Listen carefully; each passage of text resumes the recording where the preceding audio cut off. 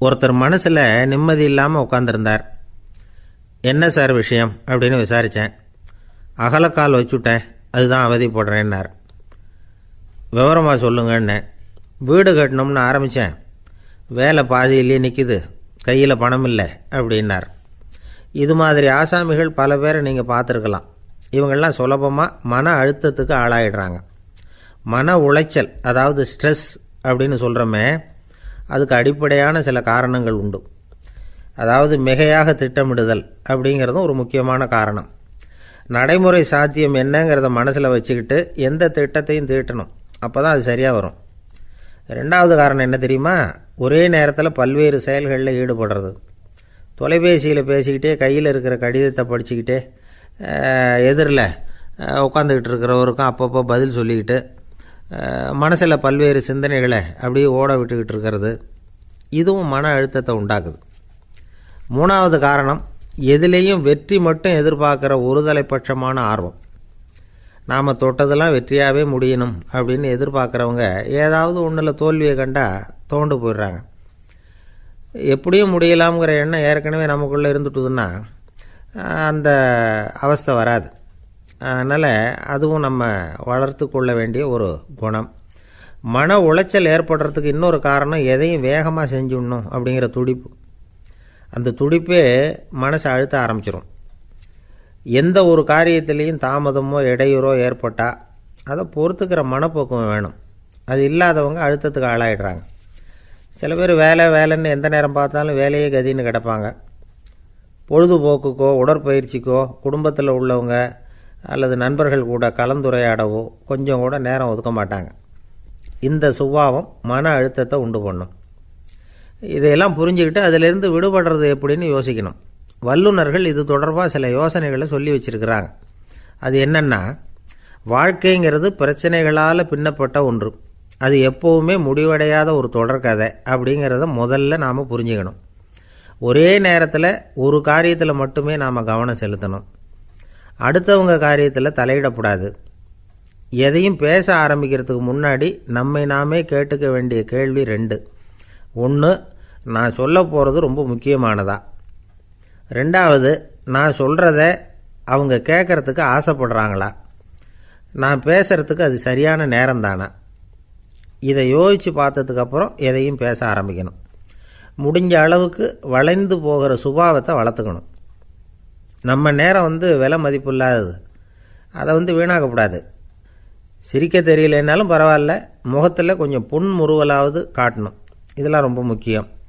அடுத்தவங்க ஏதாவது செஞ்சால் உடனே நன்றி சொல்ல மறக்கக்கூடாது. தினமும் கொஞ்சம் நேரத்தை தனிமையில் செலவு பண்ணணும். மன உளைச்சலிருந்து விடுபடுறதுக்கு 3 முக்கிய வழிகள் சொல்கிறாங்க. அதை சுருக்கமாக ரெட் அப்படின்னு சொல்கிறாங்க.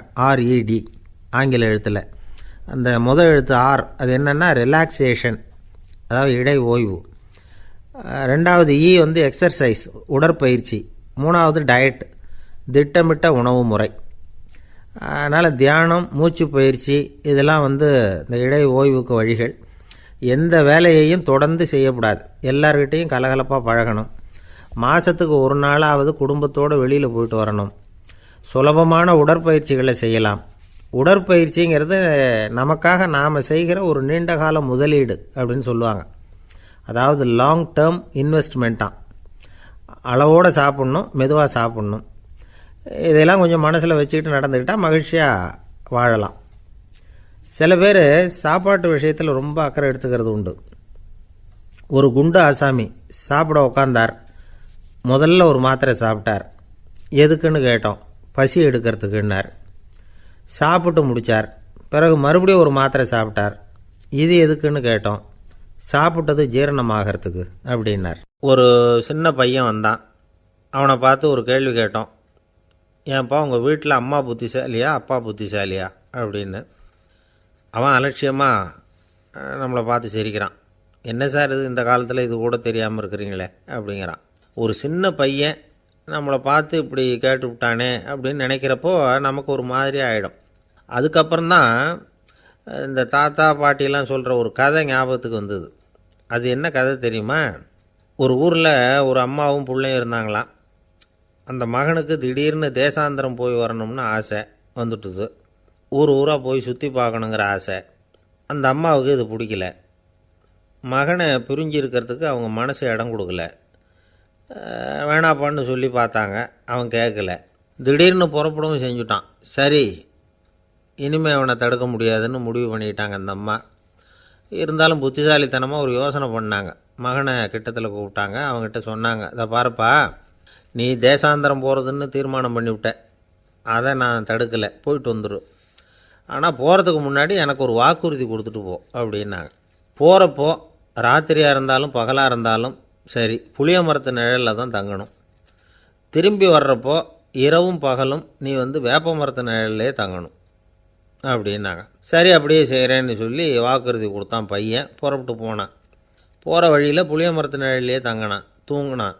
அப்படி போய்கிட்டே இருந்தான். 7வது நாள் அவன் உடம்பு சுகமில்லாமல் போயிட்டுது. ரொம்பவும் பலவீனமாயிட்டான். இனிமேல் நடக்க முடியாதுங்கிற நிலைமை வந்துட்டுது. யோசித்து பார்த்தான். சரி, இதுக்கு மேலே போக வேண்டாம் அப்படின்னு முடிவு பண்ணிவிட்டு திரும்பி வர ஆரம்பிச்சிட்டான். திரும்பி வர்றப்போ வழியில் வேப்ப மரத்து நிழல்லையே தங்கி தங்கி வந்தான். நாளுக்கு நாள் உடம்பு சரியாக வந்துட்டுது. 7வது நாள் வீட்டுக்கு சேர்றான். உடம்பு பழையபடியே கலகலப்பாயிட்டுது. பூர்ண சுகம்.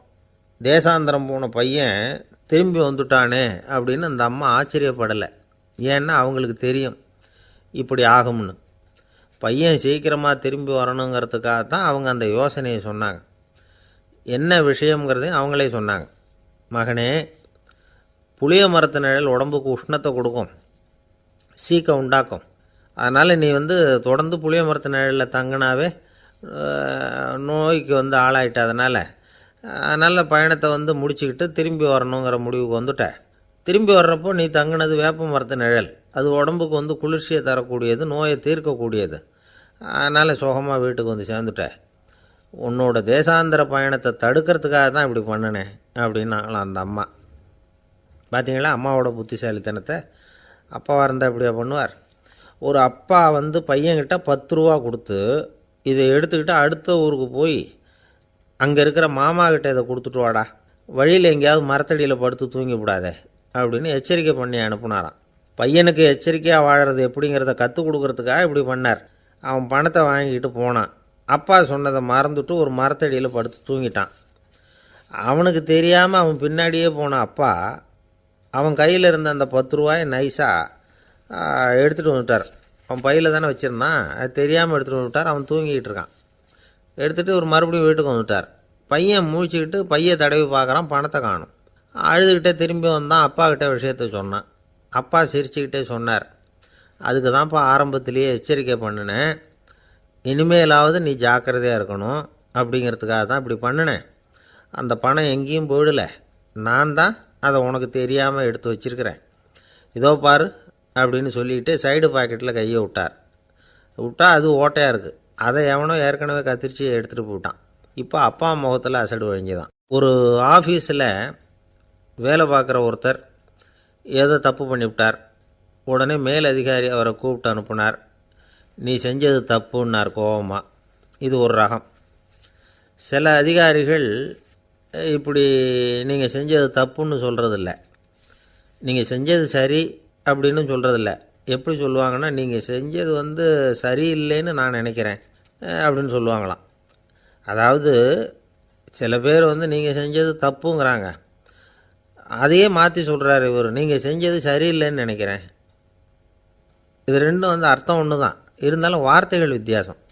நிர்வாக திறமை இல்லாத ஒரு அதிகாரி யூ ஆர் ராங் அப்படின்னு சொல்லுவாராம். நிர்வாக திறமை உள்ள அதிகாரியாக இருந்தால் அதையே கொஞ்சம் மாற்றி I think you are not correct அப்படிம்பாராம். இதுதான் வித்தியாசம். இருந்தாலும் வார்த்தைகளை உபயோகப்படுத்துகிற விதத்தை வச்சு தான் வேலை நல்லா நடக்கிறதும் நடக்காததும் இருக்குது. விவரம் தெரிஞ்சவங்க என்ன சொல்கிறாங்க தெரியுமா? Be a leader not a boss அப்படிங்கிறாங்க. ஒரு லீடராக பாஸாக இருக்காதே அப்படிங்கிறாங்க. சரி, அப்படின்னா லீடருக்கும் பாஸுக்கும் வித்தியாசம் உண்டா அப்படின்னு கேட்டால் இருக்குன்னு சொல்கிறாங்க. லீடருங்கிறவர் வேறு, பாஸுங்கிறவர் வேறு.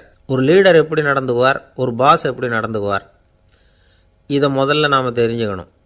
அவங்க எப்படி நடந்துக்குவாங்க அப்படிங்கிறதுக்கு சில விவரங்கள் இருக்குது.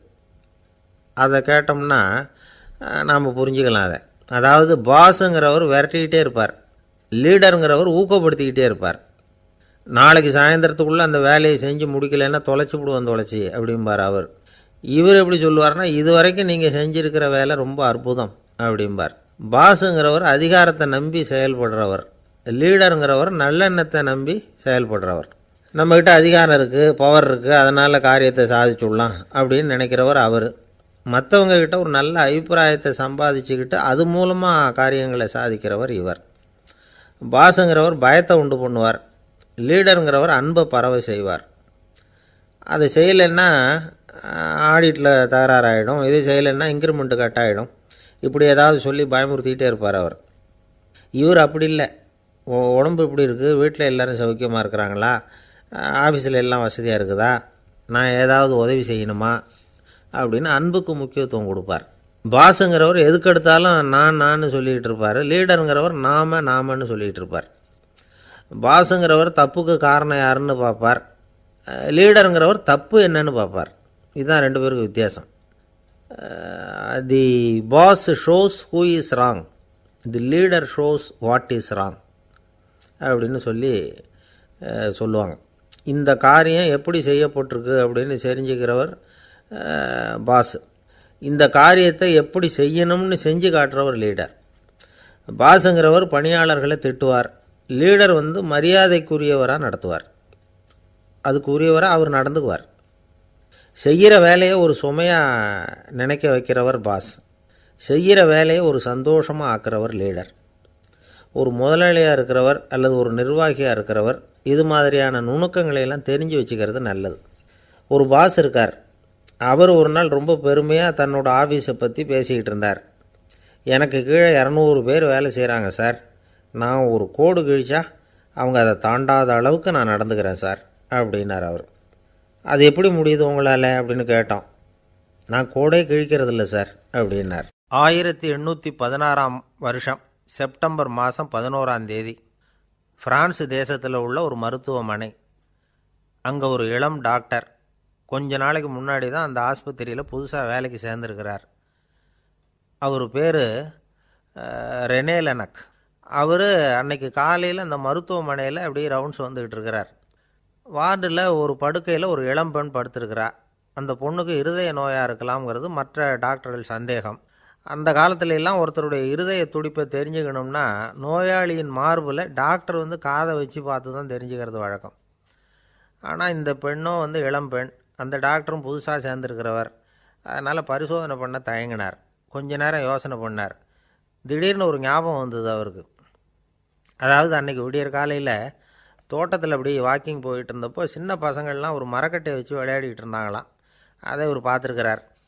அது என்ன விளையாட்டுனா, ஒரு நீளமான மரப்பலகை, அதில் ஒரு முனையில் ஒரு பையன் தன்னுடைய காதை வச்சுக்கிட்டு இருக்கிறான், மறுமுனையில் இன்னொரு பையன் அந்த மரப்பலகையை ஒரு ஆணியால் கீறிக்கிட்டு இருக்கிறான். ஒரு முனையில் ஆணியால் கீறும் பொழுது மறுமுனையில் காதை வச்சிருக்கிற பையனுக்கு அந்த சத்தம் துல்லியமாக கேட்குது. அந்த டாக்டருக்கு காலையில் பார்த்த இந்த விளையாட்டு ஞாபகத்துக்கு வந்துட்டுது. உடனே என்ன பண்ணார் தெரியுமா? ஒரு நீளமான காகிதத்தை எடுத்தார், அதை அப்படியே உருளை மாதிரி உருட்டினார். ஒரு முனையை அந்த நோயாளியின் மார்பில் இடது பக்கம் வச்சார், இன்னொரு முனையில் தன்னுடைய காதை வச்சார். என்ன ஆச்சரியம்! நோயாளியின் மார்பில் நேரடியாக காதை வச்சு கேட்குறத விட துல்லியமாக கேட்டுது இதய துடிப்பு. இதய துடிப்பு மட்டும் இல்லை, மூச்சு இழுத்து விடுறது, திரவ பொருள்களின் அசைவு, எல்லா சத்தமும் தெளிவாக கேட்குது. கிரேக்க மொழியில் ஸ்டெத்தாஸ் அப்படின்னா மார்பு, ஸ்கோப்பின் அப்படின்னா பார்ப்பதுன்னு அர்த்தம். அதனால் டாக்டர் ரெனே லெனக் தான் கண்டுபிடிச்ச கருவிக்கு ஸ்டெத்தஸ்கோப் அப்படின்னு பேர் வச்சார். அவரே முதல் மாடலையும் செஞ்சார். அளவு ரொம்ப பெருசாக இருந்தது, சுலபமாக எடுத்துகிட்டு போகிறது கஷ்டம், அது அவ்வளோ கஷ்டமாக இருந்தது அது. அதனால் அவரே அதை அப்புறம் 2 பிரிவாக தயார் பண்ணார். இது 2 துண்டையும் டாக்டர் தன்னோட கோட்டு பாக்கெட்டில் வச்சுக்கலாம், தேவைப்படுறப்ப எடுத்து ஒன்றா சேர்த்துக்கலாம். இப்படி தான் அவர் ஆரம்பத்தில் பண்ணார். தன்னுடைய இந்த கண்டுபிடிப்பை பற்றி அவர் ஒரு புத்தகம் எழுதினார். நிறைய விற்றுது, புகழும் பணமும் சேர்ந்தது. பணமும் புகழும் சேர்ந்தது மாதிரியே அவருக்கு ஒரு நோயும் சேர்ந்தது. அது என்ன நோயின்னு கண்டுபிடிக்கிறதுக்கும் அவர் கண்டுபிடிச்ச கருவி தான் உபயோகப்பட்டு தான். அவரே அதை கண்டுபிடிச்சார். அவருக்கு வந்திருந்தது காச நோய். 1826 வருஷம் ஆகஸ்ட் மாதம் 13 உலகத்தின் முதல் ஸ்டெதஸ்கோப்பை கண்டுபிடிச்ச டாக்டர் ரெனே லெனக் காலமானார். அவர் சாகிறதுக்கு முன்னாடி மரத்தால் செஞ்சு வச்சுருந்த ஸ்டெதாஸ்கோப்பை தனக்கு வேண்டியப்பட்ட ஒரு டாக்டர்கிட்ட கொடுத்து, என்னுடைய சொத்துக்கள்லேயே ரொம்ப வசந்தது அப்படின்னு சொன்னாராம். அதுக்கப்புறம் 3 வெள்ளைக்காரங்க சேர்ந்து இந்த கருவியில் சில மாற்றங்களை பண்ணாங்க. ஆனால் 1829 லண்டனில் டாக்டர் நிக்கோலஸுங்கிறவர் ஒரு காதால் இதய துடிப்பை கேட்குறத விட டாக்டர் 2 காதாலையும் கேட்குறது தான் சரியாக இருக்கும் அப்படின்னு ஒரு கருத்தை வெளியிட்டார்.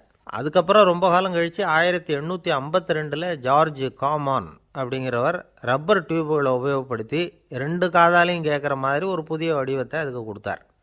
அதுக்கு பிறகு அது படிப்படியாக எவ்வளவோ மாற்றங்கள் இருந்தாலும் ஆரம்பத்தில் டாக்டர் ரெனே லெனக் உருவாக்கின அடிப்படை மாடலை யாரும் மாற்றி அமைக்கலைங்கிறது தான் முக்கியமான விஷயம். நமக்கு தெரிஞ்ச ஒரு ஆஸ்பத்திரி, அதில் ஒரு நோயாளி, காலை நேரத்தில் நர்ஸு அந்த பக்கமாக போயிட்டு இருந்தாங்க. அதை பார்த்துட்டு ஒரு நர்ஸுன்னு கத்துறார்.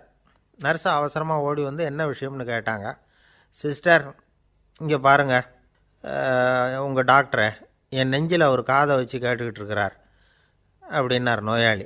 சிஸ்டர் பதட்டப்படாமல், அதனால் என்ன, இந்த டாக்டர் பழமையான விஷயங்களில் ரொம்ப நம்பிக்கை உள்ளவர், அதனால் ஸ்டெதாஸ்கோப்பை உபயோகப்படுத்தாமல் காதை வச்சு கேட்குறார், அது ஒன்றும் தப்பு இல்லை அப்படின்னாங்களாம்.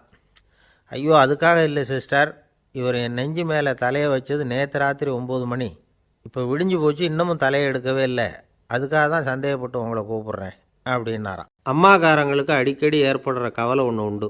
அதாவது குழந்தை சரியாக சாப்பிட மாட்டேங்குதே அப்படிங்கிற கவலை. இவங்கெல்லாம் ஒரு விஷயத்தை நல்லா புரிஞ்சுக்கணும். குழந்தைகள்ங்கிறவங்க பெரியவங்க மாதிரி இல்லை. அவங்க கடிகாரத்தில் மணியை பார்த்துட்டு சாப்பிட்றதுக்கு உட்கார்ற ரகம் கிடையாது. பசிச்சா சாப்பிடுவாங்க, இல்லைன்னா விளையாடுவாங்க அல்லது தூங்குவாங்க.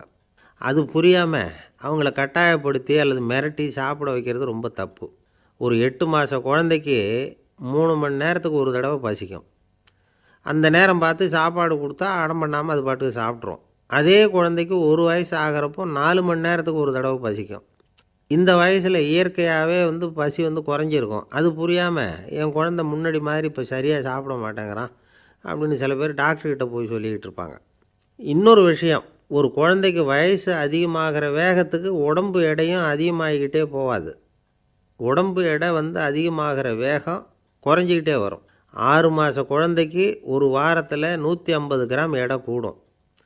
ஒரு வயசில் வாரத்துக்கு 71 கிராம் எடை கூடும். இது புரியாமல் அதிகமாக சாப்பாட்டை கொடுத்து குழந்தைய கஷ்டப்படுத்தக்கூடாது. ஏன்னா அளவுக்கு மீறின உணவு அஜீரணத்தை உண்டு பண்ணிவிடும். குழந்தைக்கு ஒரு தட்டில் கொஞ்சமாக ஆகாரத்தை வச்சு கொண்டுகிட்டு போய் கொடுக்கணும். மலை மாதிரி குவிச்சு வச்சா அதை பார்த்ததுமே பசி அடங்கி போயிடும். அடித்து மிரட்டி பயமுறுத்தி குழந்தைய சாப்பிட வைக்கிற பழக்கம் இருக்குது பாருங்கள், அதுக்கு ஃபுட் ஃபோர்ஸிங் அப்படின்னு பேர்.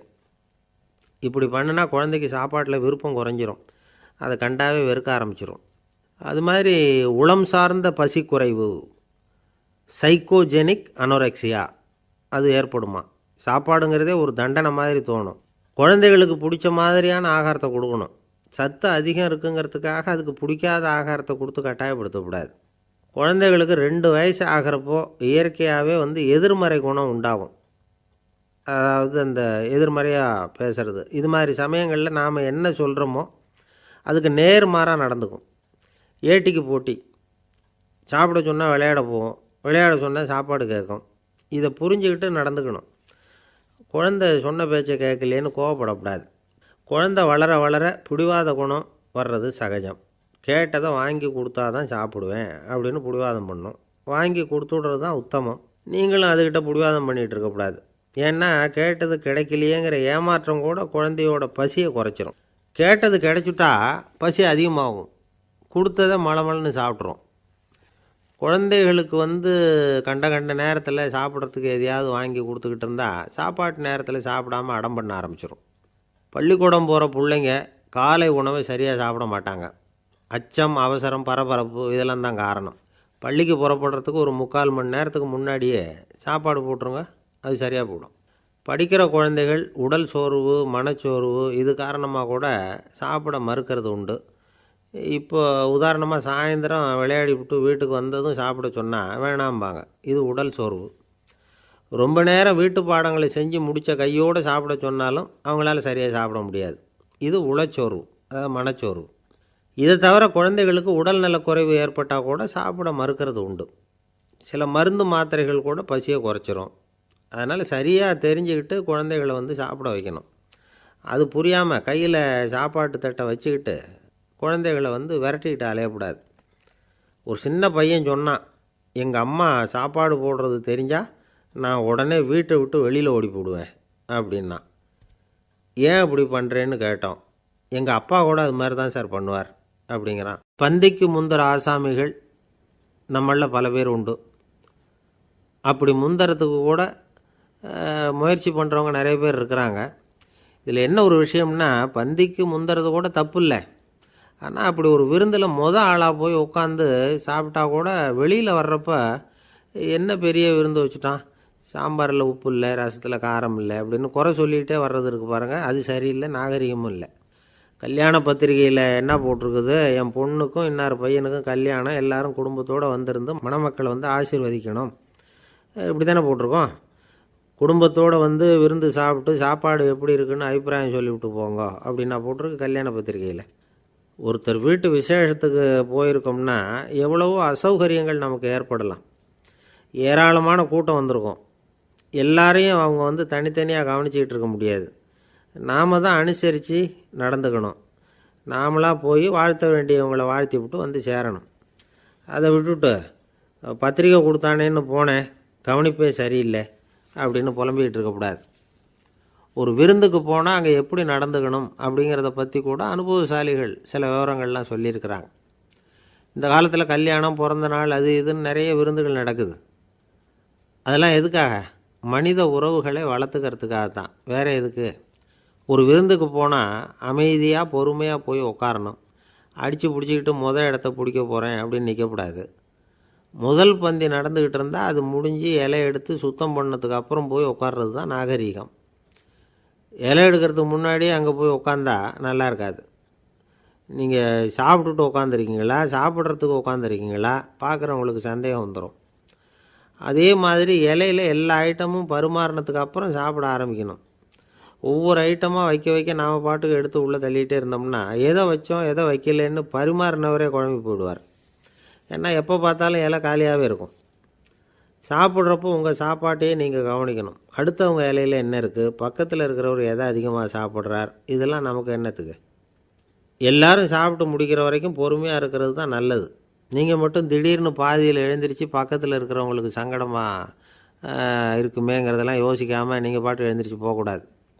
பக்கத்தில் உள்ளவங்க உங்களை எழுந்திரிக்க சொன்னால் எழுந்திரிச்சு போகலாம். விருந்துகளில் சாப்பாட்டை வீணாக்கிறதே ஒரு நாகரிகமாக போட்டுது. இந்த காலத்தில் சாப்பாட்டுக்கே கஷ்டப்பட்டுக்கிட்டு பல பேர் இந்த உலகத்தில் இருக்கிறப்போ சாப்பாட்டை வீணாக்கிறது எவ்வளோ பெரிய மோசங்கிறத நினச்சி பார்க்கணும். வேணுங்கிற அளவுக்கு கேட்டு வாங்கி சாப்பிட்றது தான் முறை.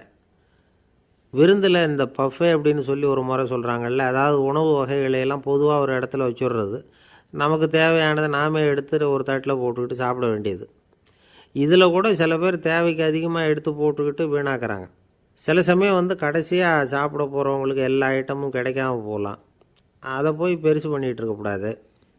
என்ன சார் இந்த அளவுக்கு கூடவா நாகரிகம் தெரியாமல் இருக்கிறோம், இதை போய் பெருசாக சொல்ல வந்துட்டீங்களே அப்படின்னு நினைக்கலாம். ஒருத்தர் 2 பேருக்கு இந்த விவரம் தேவைப்படலாம். அவங்க காதலையும் இது விழட்டுமேங்கிறதுக்காக தான் இது. ஒரு பெரிய கல்யாண விருந்து நடந்துக்கிட்டு இருந்தது. விருந்து மண்டபத்து வாசலில் ஒருத்தர் நின்றுக்கிட்டு வர்றவங்களையெல்லாம் ரொம்ப மரியாதையாக வணங்கி உள்ளே அனுப்பி வச்சுக்கிட்டு இருந்தார். எப்படி தெரியுமா? வர்றவங்க கையெல்லாம் பிடிச்சி முத்தம் கொடுத்து அதுக்கப்புறம் உள்ளே அனுப்பி வச்சுக்கிட்டு இருந்தாராம். கூட்டம்லாம் முடிஞ்சதுக்கப்புறம் அவர்கிட்ட போய் கேட்டிருக்கிறாங்க, சார் நானும் எவ்வளவோ விருந்துகளுக்கு போயிருக்கிறேன், இருந்தாலும் இவ்வளவு மரியாதையாக வர்றவங்க கைக்கெல்லாம் முத்தம் கொடுத்து வரவேற்கிறத இங்கே தான் பார்க்குறேன் அப்படின்னு சொன்னாங்க. அதுக்கு அவர் சொன்னார், அட போங்க சார், நான் முத்தம் கொடுக்கல, முந்தின பந்திக்கு சாப்பிட்டவங்களே அடுத்த பந்திக்கும் வர்றாங்களான்னு மோந்து பார்த்து அனுப்பி வச்சுக்கிட்டு இருந்தேன் அப்படின்னார். ஒரு பல்கலைக்கழகம், அங்கே ஒரு இலக்கிய பேராசிரியர், அவர் பாடம் நடத்திக்கிட்டு இருந்தார். ராபர்ட் ப்ரௌனிங் எழுதிய கவிதைகளை பற்றி சொல்லிகிட்டு இருக்கிறார்.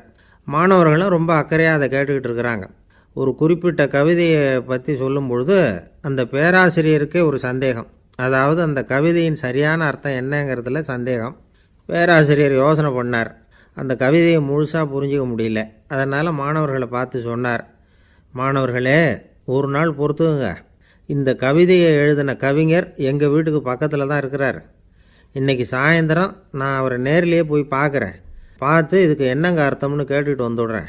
அதுக்கப்புறம் உங்ககிட்ட சொல்கிறேன் அப்படின்னாராம். அன்றைக்கி சாயந்தரமே அந்த பேராசிரியர் கவிஞரை தேடிக்கிட்டு போயிட்டார்.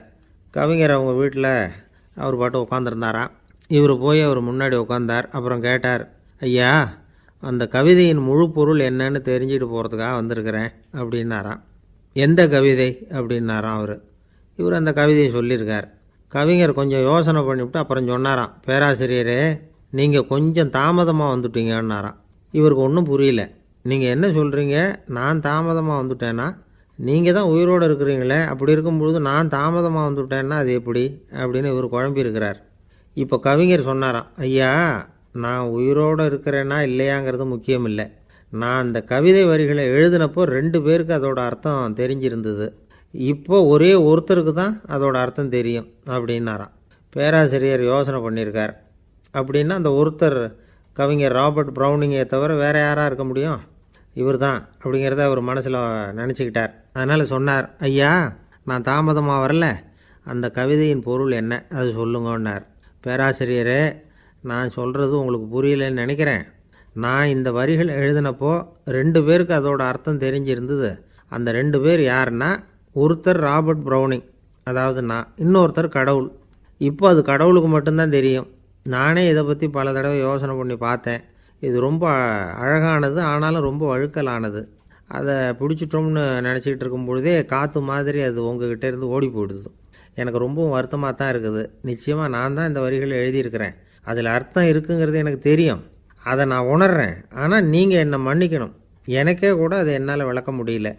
அப்படி இருக்கும் பொழுது உங்களுக்கு எப்படி அதை நான் விளக்க முடியும் அப்படின்னாராம் அந்த கவிஞர். அனுபவிக்கப்படக்கூடிய எல்லாமே விளக்கப்படக்கூடிய ஒன்றல்ல, விளக்கப்படும் எல்லாமே அனுபவிக்கப்படக்கூடிய ஒன்றல்ல அப்படிங்கிறது ஞானிகளுடைய கருத்து. அதுக்காக தான் அந்த சம்பவம்.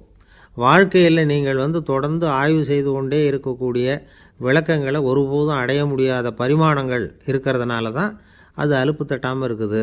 உங்களால் நிறைய அனுபவிக்க முடியும். இருந்தாலும் நீங்கள் அனுபவித்து அறிந்த விஷயங்கள் கூட வார்த்தைகளால் விளக்கப்பட முடிவதில்லை அப்படிங்கிறது பெரியோர் சிந்தனை. இதெல்லாம் ஒரு பக்கம் இருக்கட்டும். நமக்கு தெரிஞ்ச பேராசிரியர் ஒருத்தர் 1 மணி நேரம் ரொம்ப விவரமாக வகுப்பு எடுத்தார். கடைசியாக சொன்னார், மாணவர்களே, ரொம்பவும் எளிமையாக விளக்கமாக எல்லா விவரமும் சொல்லியிருக்கிறேன். அதனால் இதில் உங்களுக்கு சந்தேகம் வர்றதுக்கு வாய்ப்பே இல்லை. இருந்தாலும் கேட்க வேண்டிய கடமை கேட்குறேன். இது வரைக்கும் நடத்தினதில் யாருக்காவது ஏதாவது சந்தேகம் உண்டா அப்படின்னு கேட்டாராம். எனக்கு ஒரே ஒரு சந்தேகம்தான் சார் அப்படின்னு எழுந்திரிச்சு நிற்கிறான் ஒருத்தன். என்னன்னு கேட்டாராம். இது வரைக்கும் நீங்கள் என்ன பாடம் சார் நடத்துனீங்க அப்படின்னானா அவன். என்ன சார் உங்கள் பையன் என்ன செஞ்சுக்கிட்டு இருக்கிறான் இப்போது அப்படின்னு கேட்டார் ஒருத்தர். அடிக்கடி கண்ணாடி முன்னாடி நின்று அழகு பார்த்துக்கிட்டு இருக்கிறான் சார் அப்படின்னாரு அப்பா. இளம் பருவம் இப்படி தான் இருக்கும், அதையெல்லாம் சாதாரணமாக நினச்சிடாதீங்க அப்படின்னாரு அவர். என்ன சார் சொல்கிறீங்க? கண்ணாடி முன்னாடி நின்றுக்கிட்டு நேரத்தை வீணாக்கிக்கிட்டு இருக்கான், அதை ஒரு பெரிய விஷயமாக நான் நினைக்கணுமா அப்படின்னாரு இவர். இளம் பருவத்தில் இளைஞர்களுக்கும் சின்ன பொண்ணுங்களுக்கும் அடிக்கடி கண்ணாடியில் பார்க்கணும்னு தோணும். அது வெறுமனே அழகு பார்க்குறது மட்டும் இல்லை, அவங்க தங்களையே தேடி கண்டுபிடிக்கிற ஒரு முயற்சி அது. இது ஒரு மனோதத்துவ விளைவு. இது வரைக்கும் சின்ன பிள்ளையாக இருந்துட்டோம், இனிமேல் நாமளும் மற்றவங்க மாதிரி மனிதர்கள் தான் அப்படிங்கிற உணர்வு அவங்களுக்கு வருது. தங்களோட முகம் எப்படி இருக்குது, அழகு எப்படி இருக்குது, உடம்பு நேரம் எப்படி இருக்குது, முடி எப்படி இருக்குது அப்படிங்கிறதையெல்லாம் கண்டுபிடிக்கிறாங்க. அதுக்கப்புறம் இன்னொரு ஆணோ பொண்ணோ தன்னை கவனிக்கணும் அப்படின்னு நினைக்கிறாங்க. இதெல்லாம் மனோதத்துவ உண்மைகள், இதெல்லாம் இயற்கை. இதை பார்த்துட்டு பெற்றவங்க பிள்ளைங்க கெட்டு போட்டாங்க அப்படின்னு நினைக்கக்கூடாது, அவங்கள திட்டிக்கிட்டே இருக்கக்கூடாது. இன்றைக்கி பல குடும்பங்களில் இதுதான் நடந்துக்கிட்டு இருக்குது. மனுஷ வாழ்க்கையிலேயே இப்படியும் இல்லாத அப்படியும் இல்லாத ஒரு பருவம் இளம் பருவம். 13லேருந்து 19 வயசுக்கு உட்பட்ட ஆண்கள் பெண்கள் இந்த வகையை சேர்ந்தவங்க, டீனேஜ் குரூப். இவங்களை சின்னவங்கன்னு நினச்சிட முடியாது, பெரியவங்கன்னு நினச்சிட முடியாது. இவங்க ரொம்ப சென்சிட்டிவ். சமூகம் நினச்சா இவங்களை நல்லவங்களாகவும் ஆக்கலாம், கெட்டவங்களாகவும் ஆக்கலாம். கொஞ்சம் அக்கறை எடுத்துக்கிட்டால் பெரிய பெரிய மேதைகளையும் விஞ்ஞானிகளையும் உருவாக்கலாம். ஆனால் நடக்கிறது என்ன தெரியுமா? அநேகமாக இவங்களை யாருமே சரியாக புரிஞ்சுக்கிறது இல்லை, இவங்களை சரியாக நடத்துறதும் இல்லை.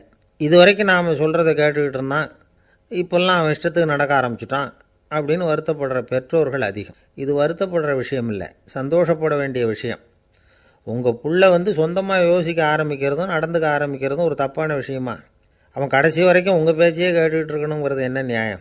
இன்றைக்கி இளைஞர்களை பெரியவங்க தப்பாக புரிஞ்சுக்கிட்டு தவறாக நடத்துறதுனால தான் அவங்களுக்கு வெறுப்பு, எரிச்சல், மனக்கசப்பு எல்லாம் உண்டாகுது. பெற்றவங்க சரியாக மதிக்கிறது இல்லை அப்படிங்கிற ஒரே காரணத்தினாலேயே வீணாக போகிற பிள்ளைங்க இன்றைக்கி அதிகம். சரி, பெற்றவங்களுக்கு இன்றைக்கி என்ன தான் புத்தி சொல்ல வர்றீங்க அப்படின்னு கேட்குறீங்களா? நாம் எதையும் சொல்ல வரல. ஆனால் அது சம்பந்தமான சில நிபுணர்கள் சொல்லியிருக்கிறத உங்கள் காதில் போட்டு வைக்கலாம். அது என்னென்னா, பிள்ளைங்க கிட்ட அன்பு செலுத்துங்க. குழந்தையாக இருந்தப்போ எவ்வளவு பாசமாக இருந்தீங்க, வளர வளர அதை ஏன் குறைச்சிக்கிறீங்க? பெற்றவங்களின் அன்பான வார்த்தைகளுக்கு ஏங்குறவங்க தான் இன்றைய இளைஞர்கள். அவங்க எதை சொன்னாலும் அதை அக்கறையாக காது கொடுத்து கேளுங்க, அலட்சியப்படுத்தாதீங்க. அவங்க விரும்புகிறது உங்கள்கிட்டேருந்து ஒரு மதிப்பு, மரியாதை, அங்கீகாரம், இவ்வளவு தான். அவங்க அவங்களாவே முடிவுகள் எடுக்கட்டும், அதுக்கு நீங்கள் உதவியாக இருங்க, அது போதும். மற்றவங்க முன்னாடி, முக்கியமாக அவங்க நண்பர்கள் முன்னாடி அவங்கள பற்றி மட்டமாக பேசாதீங்க. அவங்கக்கிட்ட பொய் சொல்லக்கூடாது. நீங்கள் சொன்னது பொய்ன்னு தெரிஞ்சு போச்சுன்னா உங்கள் பேரில் அவங்களுக்கு இருக்கிற மதிப்பு போயிடும், நம்பிக்கை போயிடும். அவங்களுக்கு முன்னாடி நீங்கள் சண்டை போடக்கூடாது. உங்கள் பிள்ளைய எப்பவும் இன்னொரு பிள்ளையோட ஒப்பிட்டு பேசுகிற வேலையே வேணாம். கூட பிறந்த மற்றவங்களோட கூட ஒப்பிடக்கூடாது. இப்படி செஞ்சால் அவன் உங்ககிட்டையும் பிரியமாக இருக்க மாட்டான், அவங்ககிட்டையும் பிரியமாக இருக்க மாட்டான். புள்ள எங்கே போகிறான், என்ன பண்ணுறான் அப்படின்னுலாம் துப்பறிஞ்சிக்கிட்டு இருக்கக்கூடாது. இளைஞர்கள் தனிமையை விரும்புகிறவங்க. அவங்கள பெட்டியில் வச்சு மூடி பாதுகாக்கணும்னு நினைக்கக்கூடாது. அவங்கள எப்படி பாதுகாக்கிறது அப்படிங்கிறது அவங்களுக்கே தெரியும். உங்கள் புள்ள எப்படி நடந்துக்கணும்னு நீங்கள் எதிர்பார்க்குறீங்களோ அது மாதிரி நீங்கள் நடந்து காட்டுங்க, அது போதும். ஒரு வீட்டில் அப்பாவும் அம்மாவும் பேசிக்கிட்டு இருக்கிறாங்க. என்னங்க, நம்ம பொண்ணு பெரியவளாயிட்டா, அடிக்கடி கண்ணாடி முன்னாடி போய் நின்றுக்கிட்டு இருக்கிறா, சீக்கிரமாக ஒரு பையனை பார்த்து கல்யாணத்தை முடிக்காமல் இப்படி மசன்னு கல் மாதிரி உட்காந்துருக்குறீங்களே அப்படின்னு சத்தம் போட்டாங்க அந்த அம்மா. அவசரப்படாத, பார்க்குறதுக்கு கண்ணுக்கு அழகாக லட்சணமாக புத்திசாலியாக ஒரு பையன் கிடைக்க வேணாமா, அதுதான் பார்த்துக்கிட்டு இருக்கிறேன் அப்படின்னார் அப்பா. இதுக்கு அந்த அம்மா சொல்கிறாங்க, எங்கள் அப்பா இப்படியெல்லாம் நினச்சிக்கிட்டு இருந்தது